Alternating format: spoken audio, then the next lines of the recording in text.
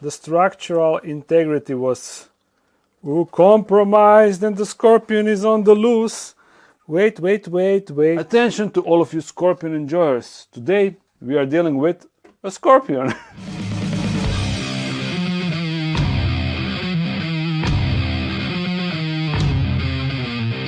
And not just any kind of scorpion, but this scorpion that is actually hiding really well. This is Hadrurus arizonensis. A common name is giant hairy scorpion, and apparently it is the biggest scorpion in North America. So pretty cool species, although the best part is, even though it looks like a highly venomous desert scorpion, it is completely harmless. I mean, it got venom like every scorpion, but its venom is really weak and it's compared, just like with tarantulas or New World tarantulas, it is generally compared with a bee sting. So really cool scorpion to keep. You get a wow factor because of its looks, but in the same time you don't have a risk of having a highly venomous animal. And even in a lot of countries, those highly venomous scorpions are forbidden, are illegal to keep, so this is a great alternative. Currently it is being kept in one of my older enclosures, and you can see back in the day when I used a plexiglass opening. Oh, of course that it is a bit broken. Oh, now it's fully broken. Up until this moment only this hinge was broken and this one was holding, but now both fell off. So yeah, as I said, this is an old design. Back in the day when I used these hinges together with a plexiglass door that is being held by a magnet, with a magnet. It is a cool design, but it got its drawbacks, so that's why I moved to a better design with front opening doors that open on the side, because it is more practical and safer. But anyhow, this is the enclosure, and as you can see, this is excavator clay that is actually really hard, but regardless, you see scorpion was able to make holes and to dig inside. So this is an awesome feature of excavator clay. Slowly but surely scorpions can dig through it, and even though you can make a burrow, a pre-made burrow, scorpion can still expand that burrow, make it bigger, make more tunnels as it please, and yeah, it is generally better for the scorpion. So of course that I'm going to use it once again in the new enclosure. Basically the interior of the enclosure will be the same, but size will be bigger, so as scorpion is growing it will have more room. I'm going to reuse this rock, but for the background I will do the same thing that I did in Mini's enclosure. You know, I will use those rocks, those flat rocks, to secure them on the back with expanding foam, and then we will fill the cracks with the excavator clay and of course make a nice landscape. And not only that, but I want to make a starter burrow for it. Not starter burrow, I want to make a burrow using a balloon technique. So that is something that last time I did in my apartment, so like 9 years ago or 8 years ago, not really sure. And I did it for my tarantula. If I remember correctly, it was Hylobrachys species Vietnam blue, but at that time I didn't use excavator clay, and instead I use just dirt from the outside. It is not good as excavator clay, but it still holds shape once it's dry. So yeah, before we take the scorpion out and check it out, we need to make a new enclosure, because in order to get it outside we need to tear down the entire enclosure. So therefore we need a new enclosure. So we can proceed with that, although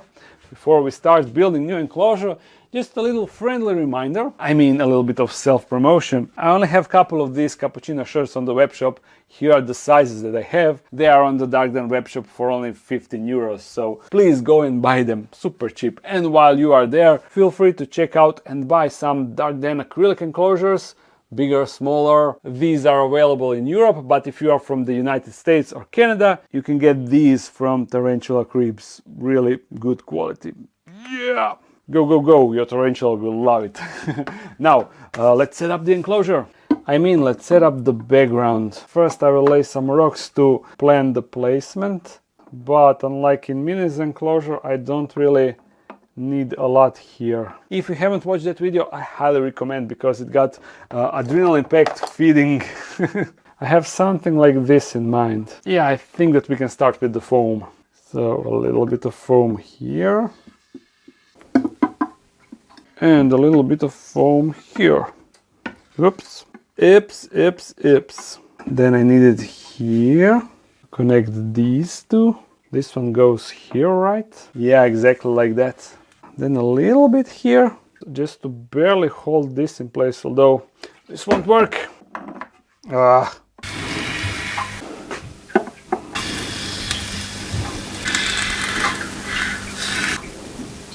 Okay, I think I got it. I'm not sure if you can see it actually on the camera, but I went for like background with more volume, maybe on the side. Yeah, you can kind of see what I mean from this angle, but also as I continue building with excavator clay, I will add more volume to it.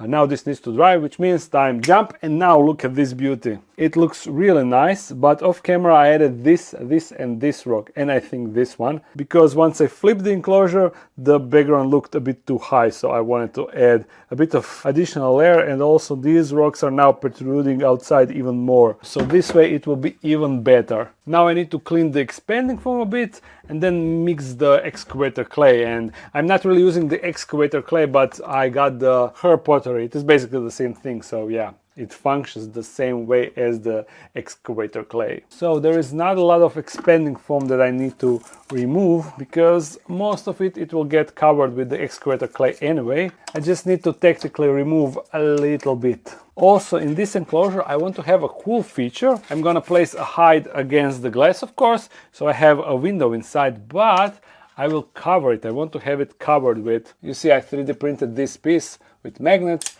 and I will put the magnets on the inside of the enclosure, and then on the outside I can just cover it with this cover. That is the idea, at least. So I just place the cover on the outside, and then the magnets will go on its designated spot by its own, you see.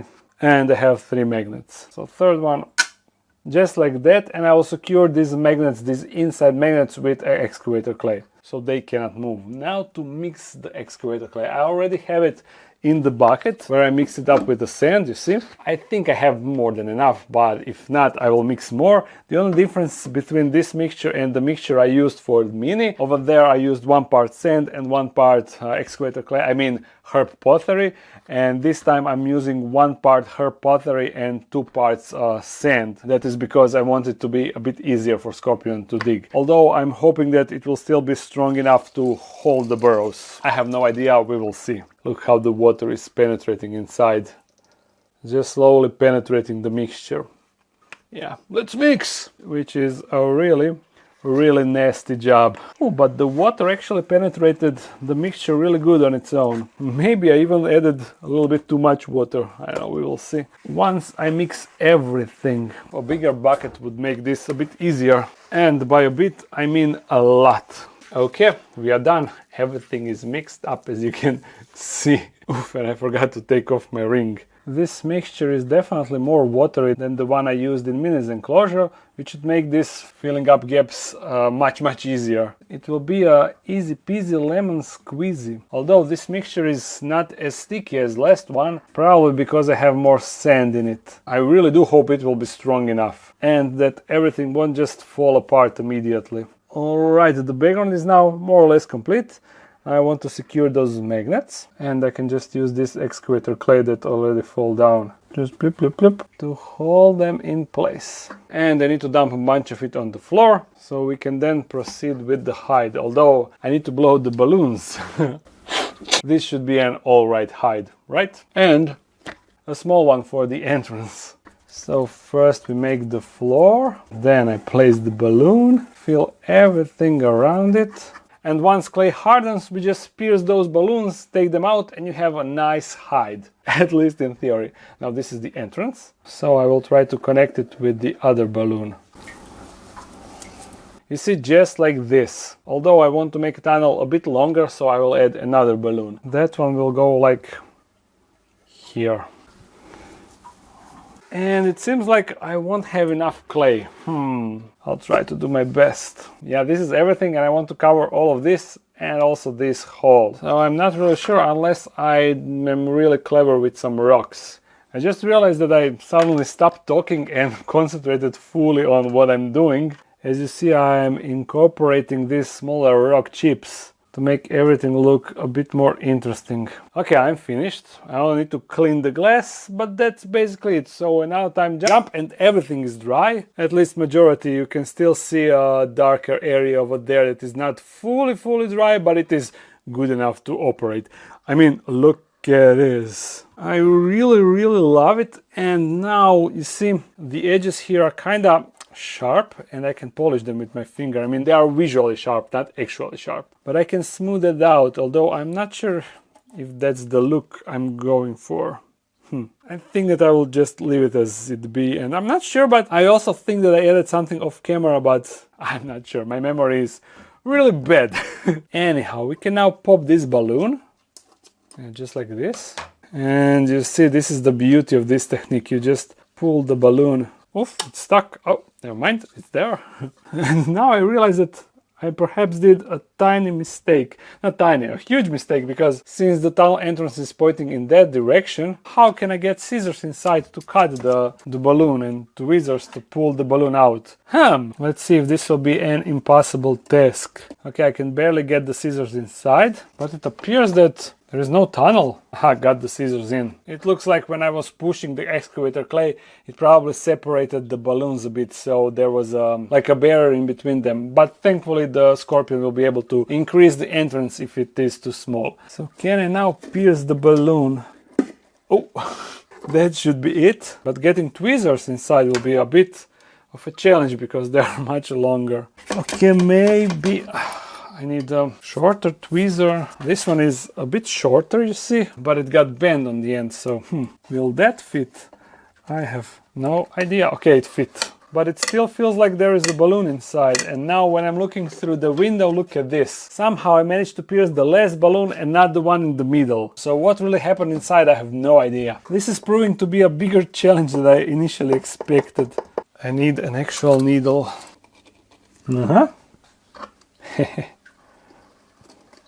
So in the end I actually pierced both balloons, and the bouncy thing that was bouncing my tweezer was actually a balloon. I was probably got him like, something like this, so that's why it was bouncy. Now to get the last balloon. You see, there's the balloon, and I can push it around with my tweezer, but I cannot really... Oh, never mind. I think I got it. Yes, look at it. The last balloon. Anyhow, this is now the window inside of his hide. So yeah, I will be able to spy him, and I'm kind of sad that I have this piece in front. Hopefully as the scorpion is getting bigger, he will actually tear it down and make a bigger hole. Anyhow, we can now set up the rest of the enclosure. And the main ingredient for there will be sand, of course, and look at all this dust. This is a really dusty sand, unfortunately. But I have it because of the appearance. It really looks like a genuine desert sand. I'll also cover all of these cracks so that the tunnel and the rest of the scape blends in better with it. It looks sweet, right? And once again, I definitely need another version of this terrestrial enclosure that will have this substrate line much lower, so the ventilation part is like here instead of here, and of course with bigger doors so you can see inside much better. Yeah, two versions for sure with enclosures with lower substrate line. Because you see now the main part of the enclosure when you're looking in front is covered with this. Unfortunately, I cannot fully get rid of front ventilation because it is needed for cross ventilation in the enclosure, but it can definitely be lower so you can see better inside. Anyhow, those are some improvements for the future. Now let's add more details inside of this enclosure.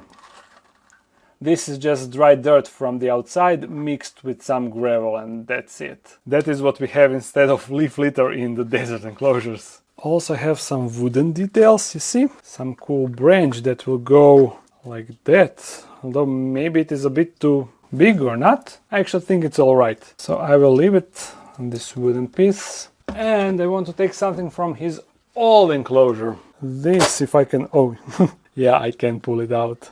I'll just stick it in the back, and maybe I can also reuse this cork bark just for the fun of it. There we go, the enclosure is complete, and I really love it. This hide in particular, it looks so mysterious and devious.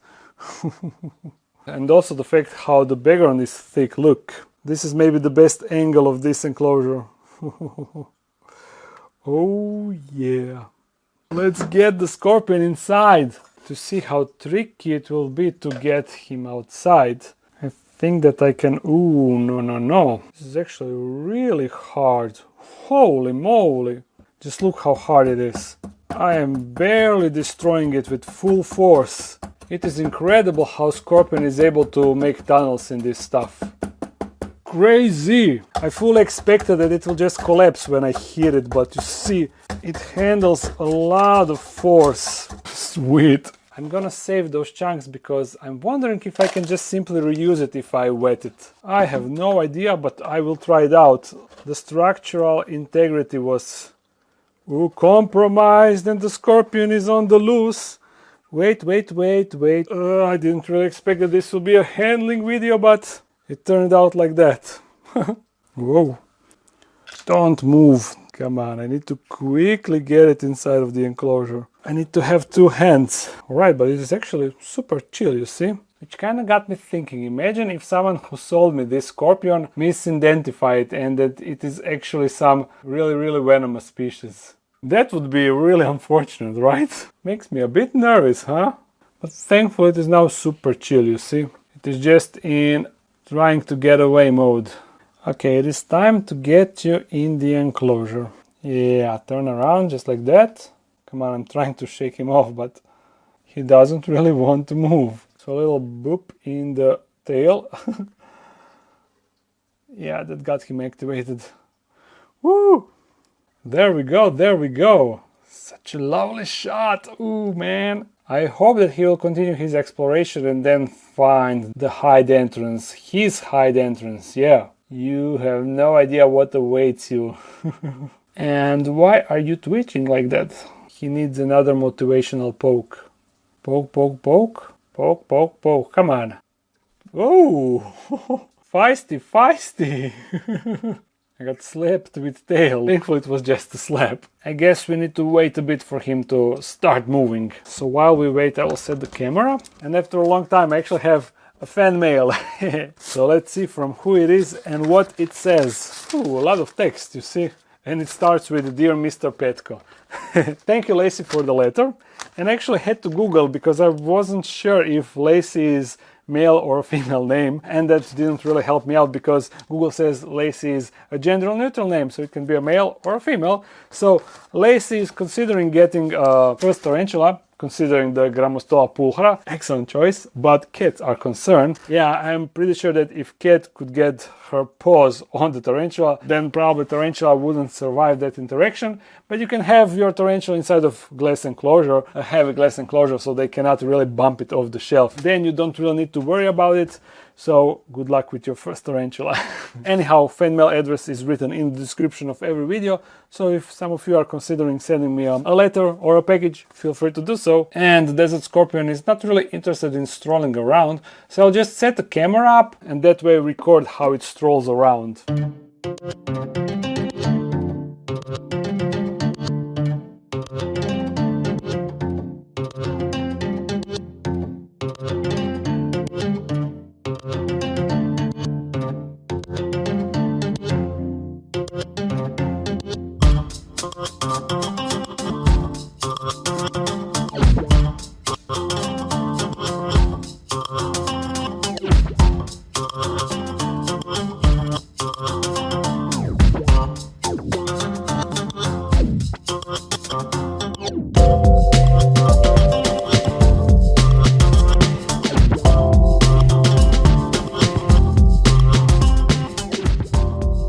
Okay, this took way longer than I initially expected, but thankfully there was enough battery and it ran out of juice a few minutes after the scorpion found the hide. So now he is inside, and if we take a peek in the hollow, sorry. If we take a peek, the scorpion is gone. Never mind. But he definitely doesn't appreciate the light. Let me show you the other side of the tunnel. Because if you look like this, see? Pretty cool. Let me just zoom in. Okay, it is not as cool as I can see it, but this is some unique look inside, right?